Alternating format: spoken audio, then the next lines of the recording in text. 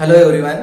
तो आज हम पढ़ने के लिए जा रहे हैं इलेक्ट्रिक चार्जेस एंड फील्ड का लेक्चर नंबर 4। इसमें आज हम क्लियर करेंगे इंसुलेटर्स क्या होते हैं, कंडक्टर्स क्या होते हैं, सेमीकंडक्टर्स क्या होते हैं और इंसुलेटर्स की डाइलेक्ट्रिक स्ट्रेंथ क्या होती है। ओके, तो स्टार्ट करते हैं हम। इंसुलेटर और कंडक्टर्स, इनको पढ़ने से पहले हम हर एक मटेरियल को थोड़ा सा गहराई से जानना चाहते हैं, रियल में उसमें क्या क्या होता है। तो पहले भी मैं बता चुका हूं कि कोई भी मटेरियल हो, चाहे वो इंसुलेटर हो, चाहे वो कंडक्टर हो या फिर सेमीकंडक्टर हो, सभी किससे मिलकर बने होते हैं? एटम से मिलकर बने होते हैं।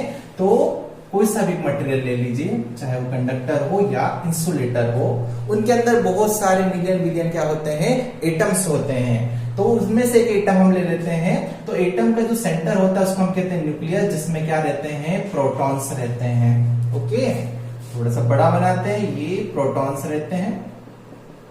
अब उसके बाद में न्यूक्लियस के अराउंड क्या रहते हैं? ऑर्बिट रहते हैं बहुत सारे। ये कुछ हमने ऑर्बिट ले लिए, ये तो ऑर्बिट ले लिए, सिर्फ 3 हो सकते, 4 हो सकते हैं। ओके, डिपेंड करता है कि वो मटेरियल कौन सा है, उसमें कितने इलेक्ट्रॉन्स हैं। तो सेंटर में होता है न्यूक्लियस, उसके अराउंड क्या रहते हैं? इलेक्ट्रॉन्स, जो कि क्या करते रहते हैं? रिवॉल्व करते रहते हैं, घूमते रहते हैं, ये इस टाइप से। अब क्या होता है कि न्यूक्लियस पर रहता है पॉजिटिव चार्ज, इलेक्ट्रॉन्स पर रहता है नेगेटिव चार्ज। तो हमें पता है कि अनलाइक चार्जेस के बीच में क्या होता है? Force of attraction. तो न्यूक्लियस से इलेक्ट्रॉन क्या होते हैं? बंधे होते हैं, बाइंडेड रहते हैं। ओके, तो जो न्यूक्लियस से इलेक्ट्रॉन बंधे होते हैं उनको हम क्या कहेंगे? Binded electrons. ये बाइंडेड इलेक्ट्रॉन्स हैं। ये वाले ऑर्बिट भी इस न्यूक्लियस से क्या है? इसमें भी जो इलेक्ट्रॉन्स हैं वो आपस में क्या हुए? बंधे हुए हैं, तो ये भी बाइंडेड इलेक्ट्रॉन्स है। बट इस इलेक्ट्रॉन और इस इलेक्ट्रॉन में थोड़ा सा डिफरेंस है। क्या डिफरेंस है? कि ये जो इलेक्ट्रॉन है इस न्यूक्लियस के बहुत पास है, इसलिए बाइंडिंग एनर्जी बहुत ज्यादा होती, बहुत ज्यादा क्या रहते हैं? फोर्स से खींच के रखते हैं। पर ये इलेक्ट्रॉन जो सेकेंड ऑर्बिट का इलेक्ट्रॉन है, ये न्यूक्लियस से क्या है? थोड़ा सा दूर है। इसलिए क्या होता है कि इन दोनों के बीच में फोर्स ऑफ अट्रैक्शन थोड़ा सा क्या हो जाता है? कम हो जाता है। किसी कारण?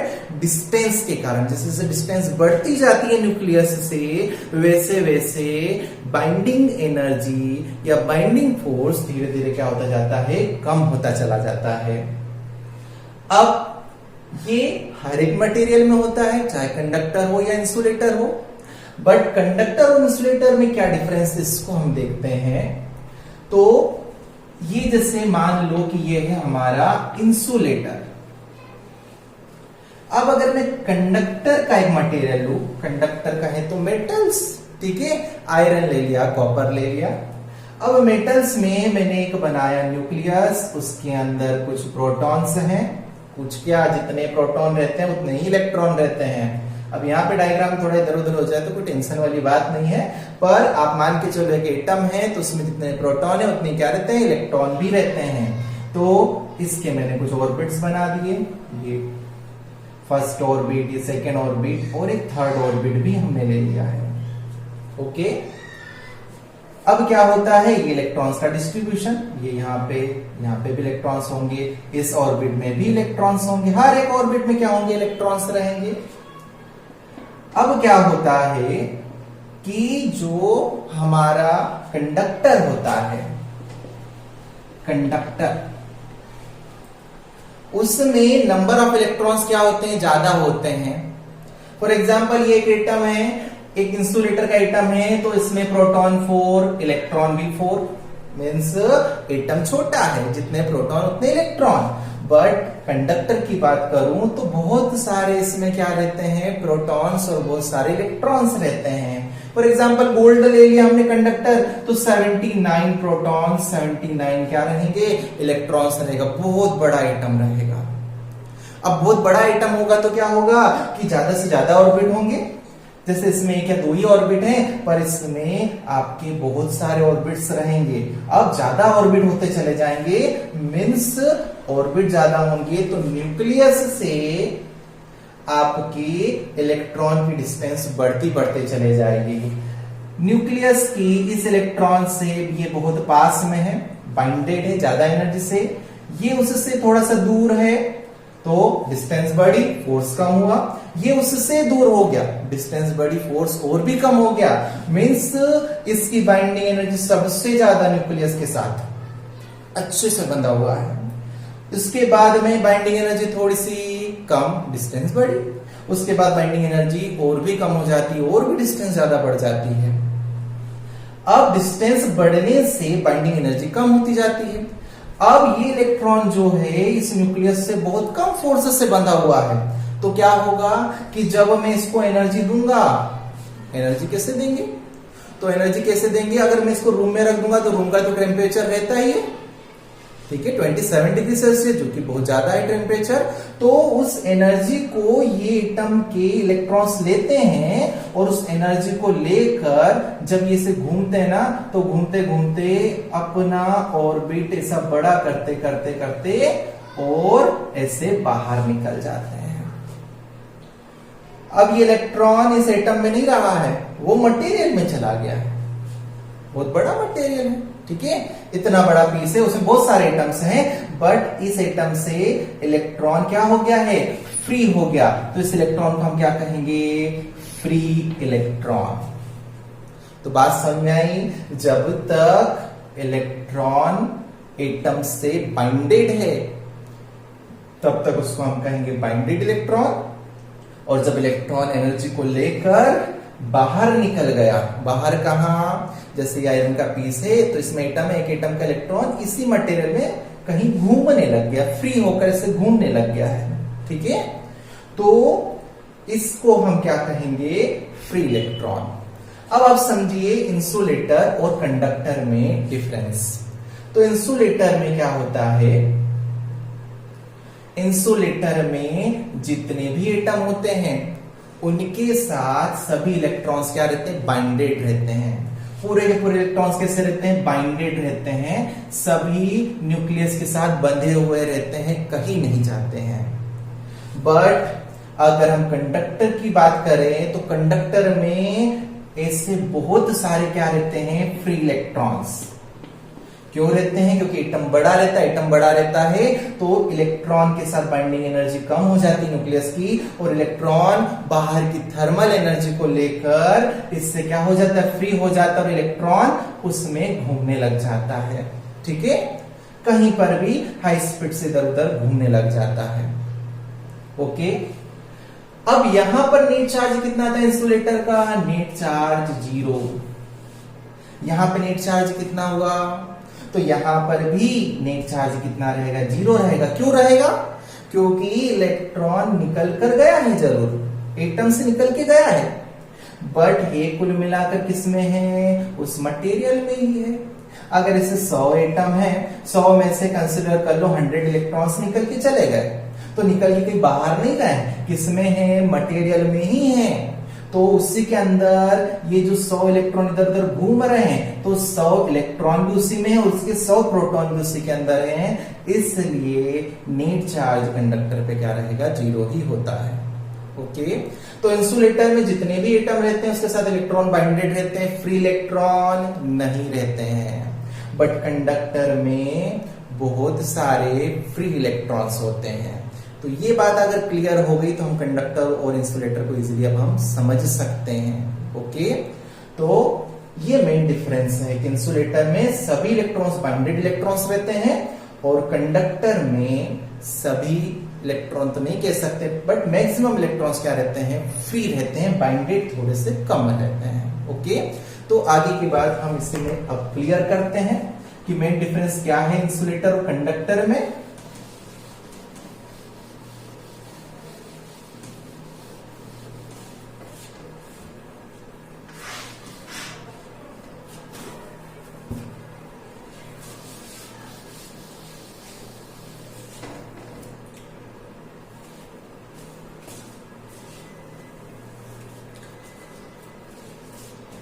तो इंसुलेटर्स पे आते हैं। इंसुलेटर्स क्या होते हैं? पहले इसको हम डिफाइन कर लेते हैं तो आपको समझ में आएगा, ठीक है। The material in which electron can not flow easily and freely. ठीक है, जिसमें इलेक्ट्रॉन इजीली या फ्रीली मूव नहीं कर सकता है। फॉर एग्जाम्पल ये पेन मैंने लिया, अब पेन को मैंने क्या किया, किसी चीज से रब किया। ठीक है, अब रब किया तो यहां पर चार्ज आ गया है। ठीक है, कैसे पता चले चार्ज आ गया, तो छोटे छोटे पेपर के टुकड़ों के पास लेके गए, उसके पास में लेके गए तो उसको अट्रैक्ट कर रहा था, मीन्स ये चार्ज हो गया है। पर अब मैं इसको इस साइड से लेके जाता हूं, देख रहा हूं अट्रैक्ट ही नहीं कर रहा है। इसका मीनिंग क्या हुआ कि चार्ज बस पेन के ये वाले पार्ट में है, इसमें चार्ज नहीं है। मतलब क्या हुआ कि जो चार्ज यहां पर है वो फ्लो होकर यहां पर नहीं गए हैं। मीन्स ये क्या है, ये इंसुलेटर है, इसमें चार्ज फ्लो नहीं होता है, चार्ज एक ही जगह पर रहता है। अब अगर डायग्राम के थ्रू समझे हमारे उन्हीं इलेक्ट्रॉन और एटम के थ्रू, तो देखिए कैसे क्या होगा।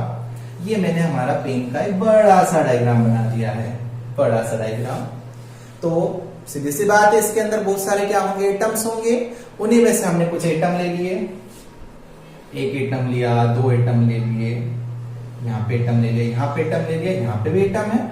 ठीक है, ऐसा पूरा एटम से ये भरा पड़ा हुआ है पेन हमारा, ये बहुत सारे एटम्स हैं।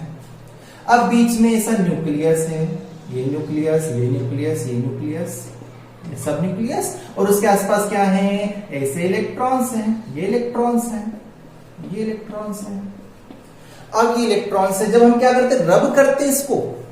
ठीक है, ऐसा सब में इलेक्ट्रॉन है ना, खाली छोटे तो ये मत समझना कि इलेक्ट्रॉन नहीं है इनमें, सब में इलेक्ट्रॉन्स हैं, है ना। पढ़ ही चुके होंगे आप तो, है ना, एटम का मॉडल या स्ट्रक्चर। अब क्या होता है, जैसे हम इस पेन को रब करते हैं, क्या होता है कि जिस चीज से हम रब करते हैं, ये पार्ट को जैसे मैंने रब किया, ठीक है, तो इसमें से क्या होगी, थर्मल एनर्जी क्रिएट होगी, बहुत सारी थर्मल एनर्जी क्रिएट होगी। अब ये जो न्यूक्लियस है, इसमें इलेक्ट्रॉन्स बहुत कम है एटम में, तो बहुत ज्यादा बाइंडिंग एनर्जी के साथ बंधे हुए हैं, ऐसे बंधे हुए हैं। ठीक है, एटम उनको छोड़ना नहीं चाहता इलेक्ट्रॉन्स को, पर हमने फिर भी क्या किया, बहुत देर तक ऐसे ऐसे रब करते गए, तो क्या हुआ कि एक टाइम ऐसा हो गया, हमने इनको इतनी एनर्जी दी कि इलेक्ट्रॉन ऐसे घूमते घूमते घूमते घूमते निकल कर कहां गए, जिस भी चीज से हम रब कर रहे हैं उसके पास चले गए। ये इसमें से जिस रब करके उसमें चले गए। अब क्या हुआ कि यहां पर इतने पार्ट में दो इलेक्ट्रॉन कम हो गए, और जहां पे इलेक्ट्रॉन कम होते हैं वहां पे कौन सा चार्ज आ जाता है, पॉजिटिव चार्ज आ जाता है। यहां पर भी पॉजिटिव चार्ज आ जाएगा। ठीक है, बट ये पॉजिटिव जो चार्ज है वो यहीं पर रहेगा, कहीं आगे नहीं जाएगा। क्यों? क्योंकि पॉजिटिव चार्ज आ गया है, इन पे प्लस चार्ज आ गया है, ये दूसरे इलेक्ट्रॉन को खींचना चाह रहे हैं, क्योंकि इसमें नेट चार्ज पॉजिटिव हो गया, न्यूट्रल नहीं है। ये दूसरे इलेक्ट्रॉन्स को खींचना चाहते हैं, बट दूसरे इलेक्ट्रॉन जो है उनका अपने न्यूक्लियस के साथ बहुत अच्छा सेटलमेंट है, वो उनसे दूर नहीं जाना चाहते हैं। इसलिए क्योंकि उनके बीच में बाइंडिंग एनर्जी बहुत ज्यादा है, तो उनके पास चार्ज होते हुए, मींस पॉजिटिव चार्ज होते हुए इलेक्ट्रॉन को आपस में खींच नहीं पा रहे हैं, क्योंकि सभी इलेक्ट्रॉन्स अपने न्यूक्लियस के साथ बंधे हुए हैं। इसलिए नेट चार्ज बस इतनी ही जगह पर रहता है, आगे बढ़ता नहीं है। इसलिए हम कहते हैं कि जब हम इंसुलेटर को रब करते हैं तो चार्ज बस यहीं पर रहेगा, आगे नहीं जाता है। तो हम इसीलिए इंसुलेटर्स को कहते हैं the material in which electron can not flow freely, जिसमें चार्ज फ्रीली फ्लो नहीं हो सकता, उनको हम क्या कहते हैं, इंसुलेटर्स कहते हैं। तो ये होता है इंसुलेटर, और इसके एग्जाम्पल क्या क्या रहेंगे। तो एग्जाम्पल जो है हमारा प्योर वाटर भी एज अ इंसुलेटर काम करता है। उसके बाद में ग्लास, प्लास्टिक, डायमंड, ऐसे बहुत सारे एग्जाम्पल हैं। ओके, जैसे लकड़ी है, ये सारे एग्जाम्पल किसके हैं, इंसुलेटर के हैं। नेक्स्ट आते हैं किस पर, कंडक्टर्स पर। तो कंडक्टर्स क्या है, तो the material in which electron can flow easily and freely. ऐसे मटेरियल जिनमें इलेक्ट्रॉन्स क्या कर सकते हैं, इजीली फ्लो हो सकते हैं, उनको हम क्या कहेंगे, कंडक्टर्स। अब ऐसे माइक्रोस्कोपिक लेवल पे हम इसको देखते हैं, क्लियर करते हैं। तो एक ले लिया हमने कंडक्टर, इतना बड़ा कंडक्टर ले लिया, ठीक है। मेटेलिक रॉड एक ले ली कंडक्टर के फॉर्म में। अब इसमें भी क्या है, बहुत सारे एटम्स हैं, ये बहुत सारे एटम्स, बहुत सारे एटम्स, ये ले लिए बहुत सारे, ये हर एक के न्यूक्लियस, ये न्यूक्लियस हो गए। अब सब में इलेक्ट्रॉन्स हैं, ये इलेक्ट्रॉन्स थोड़े कम ले रहा हूं ना, बाकी कंडक्टर्स में बहुत सारे इलेक्ट्रॉन्स रहते हैं और बहुत सारे ऑर्बिट्स भी रहते हैं, पर इतने एटम कहां तक और कितने ऑर्बिट्स बनाऊंगा मैं, है ना। तो आप समझ जाया करो। अब क्या होगा कि मैं बता चुका हूं आप लोगों को कि कंडक्टर्स में बहुत सारे क्या होते हैं, फ्री इलेक्ट्रॉन्स रहते हैं, क्योंकि एटम बड़ा हो जाता है, थर्मल एनर्जी उसको मिली और इलेक्ट्रॉन ऐसे घूमते घूमते बाहर निकलकर इस मटेरियल में घूमने लग जाते हैं। इससे बहुत सारे फ्री इलेक्ट्रॉन्स हैं, ये बहुत सारे फ्री इलेक्ट्रॉन्स, ये ले लिया मैंने फ्री इलेक्ट्रॉन्स, ये फ्री इलेक्ट्रॉन्स, ठीक है। ये यहीं पे नहीं रहते, ये सब घूमते रहते हैं ऐसे ऐसे सब जगह, पूरे मटेरियल में घूमते रहते हैं, पूरी मेटलिक रॉड में से घूमते रहते हैं। अब क्या होगा कि जब मैं इस मेटलिक रॉड को मैं क्या करूंगा, रब करता हूं, ठीक है। जैसे ही रब करूंगा, इसमें भी वही सारी बात है, ठीक है। इसके इलेक्ट्रॉन निकल कर, जब इसको रब करूंगा, मैं इसे एनर्जी दूंगा, तो कुछ इलेक्ट्रॉन निकल कर चले गए, ऐसे चले गए, ये चले गए। आगे बात समझ में, इस पूरा जो कि जितने प्रोटॉन थे उतने ही इलेक्ट्रॉन थे पहले, मींस नेट चार्ज जो था 0 था। अब उनमें से इलेक्ट्रॉन निकलकर दूसरे सब्सटेंस में चले गए जिसके साथ हम उसको रब कर रहे थे, तो अब इलेक्ट्रॉन कम हो गए, इलेक्ट्रॉन कम हो गए तो इस पर नेट चार्ज क्या हो गया, पॉजिटिव चार्ज। जिसमें इलेक्ट्रॉन की कमी होती है उसमें नेट चार्ज पॉजिटिव चार्ज आ जाता है उसकी, और उसका मास क्या हो जाता है, कम हो जाता है, कल ही हमने पढ़ा था, ओके। तो इलेक्ट्रॉन चला गया तो पॉजिटिव चार्ज आ गया, ये पॉजिटिव चार्ज आ गया। अब ये क्या करेगा कि पॉजिटिव चार्ज यहां पर क्रिएट हुआ है, मींस ये वाले पार्ट के इलेक्ट्रॉन गए तो यहां पे इतने पार्ट में पॉजिटिव चार्ज आ गया। बट ये जो पॉजिटिव चार्ज है, यहाँ पे जो पॉजिटिव चार्ज है, वो दूसरे इलेक्ट्रॉन को क्या करेंगे, अट्रैक्ट करेंगे, खींचेंगे। इंसुलेटर में फ्री इलेक्ट्रॉन नहीं था तो खींच नहीं पा रहे थे, यहाँ तो बहुत सारे फ्री इलेक्ट्रॉन्स हैं, तो बहुत सारे फ्री इलेक्ट्रॉन्स हैं, तो क्या करेगा कि पॉजिटिव चार्ज इनको खींचेगा। तो यहाँ पर जो दो पॉजिटिव हैं, ये यहाँ के दो जो फ्री इलेक्ट्रॉन है, ये फ्री इलेक्ट्रॉन दिख रहा है, फ्री इलेक्ट्रॉन ये दिख रहा है, इनको खींचेगा। तो यहाँ पर इतने पार्ट में नेट चार्ज 0, पर यहाँ पे इलेक्ट्रॉन की फिर से कमी, तो यहाँ पे आ गया पॉजिटिव चार्ज। अब यहाँ पे नेट चार्ज पॉजिटिव, तो ये पॉजिटिव दूसरे नेगेटिव मींस इलेक्ट्रॉन को खींचेगा, तो ये वाला पार्ट फिर से नेट चार्ज 0 और पॉजिटिव यहां पर चला गया। तो कुल मिला के क्या हुआ कि चार्ज हमने दिया था यहां पर और वो यहां से फ्लो होकर यहां पर आ गया। चार्ज हमने दिया था यहां पर, फ्लो होकर यहां पर आ गया। इधर से हमने देखा तो इधर से भी पेपर पीस को अट्रैक्ट कर रहा है, रब यहाँ पे किया था, और इधर से देख रहे हैं तो इधर से भी अट्रैक्ट कर रहा है। मींस चार्ज का क्या हो गया, यहां से यहां तक फ्लो हो गया। तो ये किसकी कैरेक्टरिस्टिक है, कंडक्टर्स की है, ओके। तो देखिए मटेरियल में चार्ज का फ्लो होने लग गया, इसलिए हम इसको क्या कहेंगे, कंडक्टर कहेंगे। और कंडक्टर के एग्जाम्पल हैं, क्या क्या एग्जाम्पल हैं, टेप वाटर, जो गंदा पानी होता है वो क्या रहता है आपका, कंडक्टर रहता है। आपकी बॉडी, हमारी body, human body, okay. Metals, जितने भी मेटल्स रहते हैं सबके सब क्या रहते हैं, कंडक्टर्स रहते हैं। एक कोने पे आप चार्ज दो, आराम से दूसरे कोने तक पहुंच जाता है। ओके, तो ये है कंडक्टर और ये इंसुलेटर और उनके एग्जांपल्स। आप लोगों को क्लियर हो गए होंगे। ओके, आप लोगों ने क्या समझा कि वही 8th वाली डेफिनेशन, वही एक्सप्लेनेशन नहीं, यहाँ पर हमें डीप में जानना पड़ेगा, तभी तो समझ में आएगा कि रियल में हो क्या रहा है। नहीं तो बस वही फ्लो नहीं होते हैं, तो इंसुलेटर फ्लो हुआ तो कंडक्टर, पर कैसे फ्लो हो रहा है कैसे नहीं फ्लो हो रहा है इसको भी समझना चाहिए। ओके, नेक्स्ट आता है हमारा, नेक्स्ट क्या आता है, सेमीकंडक्टर। एक था इंसुलेटर,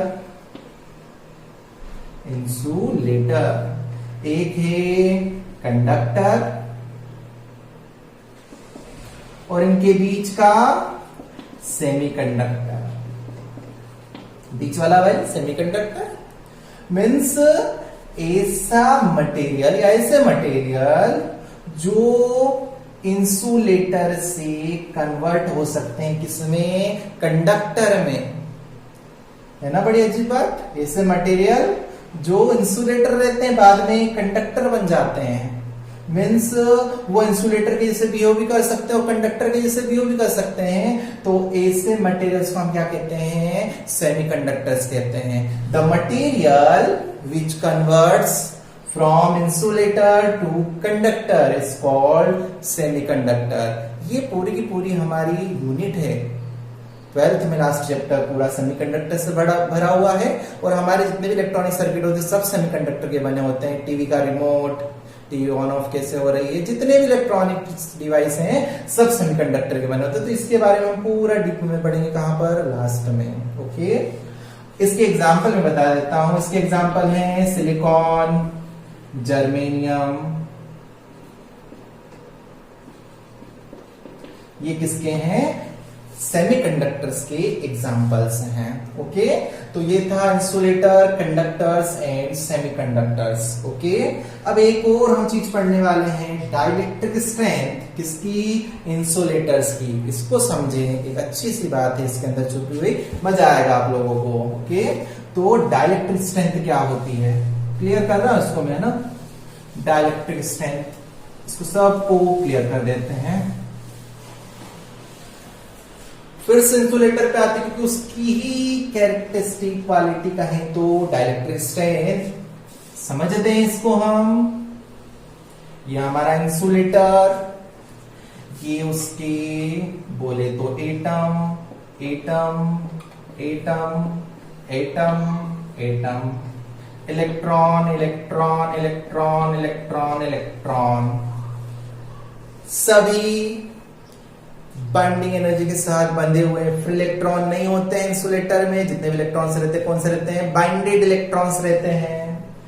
अब अगर मैंने इसको यहां से चार्ज दिया, चार्ज कैसे दिया, एक इलेक्ट्रॉन को निकाल लिया, जहां पे इलेक्ट्रॉन कमी होती है वहां पे कौन सा चार्ज आ जाता है, पॉजिटिव चार्ज। अब ये पॉजिटिव चार्ज आगे नहीं जा पा रहा, क्यों, क्योंकि इस पे प्लस है, ये इलेक्ट्रॉन को खींचना चाह रहा है पर नहीं खींच पा रहा, क्यों, क्योंकि इलेक्ट्रॉन को इस न्यूक्लियस से बहुत प्यार है, ये एक दूसरे को नहीं छोड़ना चाहते हैं, इसलिए ये चार्ज यहीं कहीं रह जाता है, आगे नहीं बढ़ता, इसलिए तो ये इंसुलेटर है। पर क्या होता है कि अगर मैं यहां पर बहुत सारा पॉजिटिव चार्ज दे दूं, बहुत सारा पॉजिटिव चार्ज, यहां पे बहुत सारा नेगेटिव चार्ज दे दूं, बहुत सारा नेगेटिव चार्ज, ठीक है। अब क्या करेगा, इलेक्ट्रॉन को भी मान लो यहां पे पहले से ही है, ठीक है।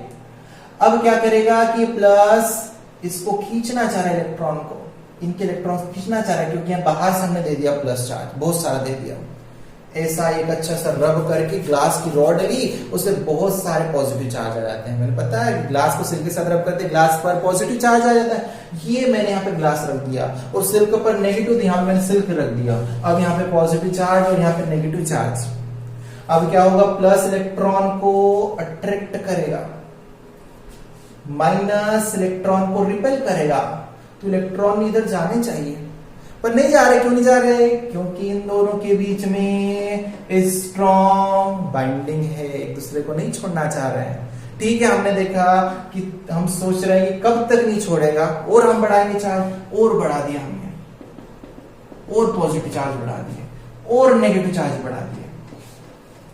अब इतनी जोर से खींचने लगा ये प्लस माइनस, और ये माइनस इतनी जोर से इसको धक्का देने लगा। बताया है unlike charges attract to each other, like charges repel to each other। तो ये unlike इसको अट्रैक्ट करेगा, इसको रिपेल करेगा। अब इतना फोर्स हो जाता है कि इन दोनों के बीच में जो फोर्स लगता है उसकी वैल्यू कम हो गई, और ये जो बाहर से लग रहा है उसकी ज्यादा हो गई। तो ये इलेक्ट्रॉन्स से निकल कर इधर आने लग गया, मीन्स चार्जेस का क्या होने लग गया, फ्लो होने लग गया। अब क्या इंसुलेटर रहा? नहीं, अब ये बन चुका है कंडक्टर। मीन्स इंसुलेटर की भी एक स्ट्रेंथ होती है, इंसुलेटर भी एक पर्टिकुलर टाइम तक ही क्या रहता है, इंसुलेटर रहता है। उससे ज्यादा अगर हम उसको इलेक्ट्रिक फील्ड में रखते हैं तो वो इंसुलेटर कंडक्टर बन जाता है। कभी कभी आप लोगों ने देखा होगा कि जो हमारे स्विच होते हैं, फैन को ऑन ऑफ करने वाले, टीवी को ऑन ऑफ करने वाले, वो भी कभी कभी करंट मारने लग जाते हैं। क्यों ऐसा होता है? क्योंकि धीरे धीरे उसकी डाइलेक्ट्रिक स्ट्रेंथ मींस इंसुलेटर बने रहने की स्ट्रेंथ कम होती जाती है, और इंसुलेटर नहीं रह जाता, वो क्या बन जाता है, कंडक्टर बन जाता है।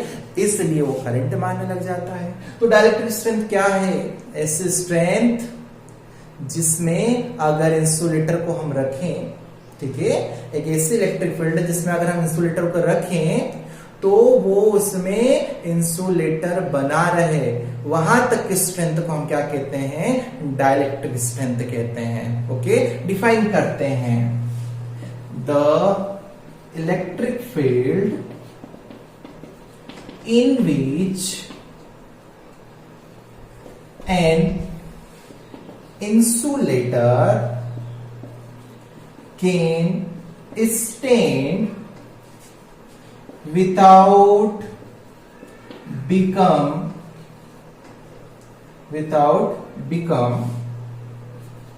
a conductor is called dielectric strength।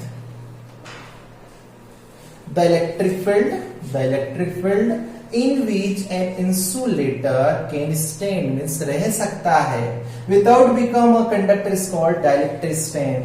जैसे मैंने यहाँ पर 5 यूनिट का क्या लगाया है, इलेक्ट्रिक फील्ड। अब इंसुलेटर जैसा है, इंसुलेटर के जैसा ही बिहेव है, कोई बात नहीं। हमने इसको 5 से 6 कर दिया, बढ़ा दिया इसको, इस फील्ड को। अभी इंसुलेटर है, ठीक है, हमने इसको 7 कर दिया, इंसुलेटर नहीं रहा, सब इलेक्ट्रॉन आ गए इधर, तो हम क्या कहेंगे, वो कंडक्टर बन गया। तो 6 यूनिट तक वो क्या रहा, इंसुलेटर रहा। तो 6 यूनिट क्या है, इसकी डाइलेक्ट्रिक स्ट्रेंथ है। किस स्ट्रेंथ तक? आपका इंसुलेटर ही रहता है, कंडक्टर नहीं बनता है। क्लियर है? तो इनकी भी इंसुलेटर बने रहने की भी कैपेसिटी होती, स्ट्रेंथ होती, तब तक रहते, उसके बाद वो कंडक्टर बन जाते हैं। आप लोगों ने देखा होगा कि आपके घरों के बाहर जो लाइन जाती है, ठीक है, पतले पतले वायर रहते हैं, ज्यादा मोटे नहीं रहते, तो जहां पे पोल रहता है वहां पे ऐसे इंसुलेटर लगे रहते हैं, गोल गोल छोटे से इंसुलेटर रहते हैं, ठीक है, क्योंकि इतनी जो लाइन जा रही करंट की, उसको रोकने के लिए इंसुलेटर काफी है। बट अगर आप बड़ी लाइन देखो, ठीक है, कौन सी बड़ी लाइन, टावर लाइन, बहुत बड़े बड़े टावर बने रहते हैं, वहीं पर आपका इंसुलेटर बहुत बड़ा हो जाता है, इतना बड़ा हो जाता है, लंबे लंबे इंसुलेटर लगे रहते हैं। क्यों लंबे लंबे, छोटे से क्यों नहीं लगा है? क्योंकि उतनी स्ट्रेंथ ही नहीं है, ठीक है, कि आपका उस इलेक्ट्रिक फील्ड को ये रोक सके, इसलिए बड़ा इंसुलेटर लगाते हैं जिससे करंट लीकेज ना हो। ओके, तो ये था पूरा हमारा इंसुलेटर, कंडक्टर, सेमीकंडक्टर्स और इंसुलेटर की dielectric strength. Okay, thank you.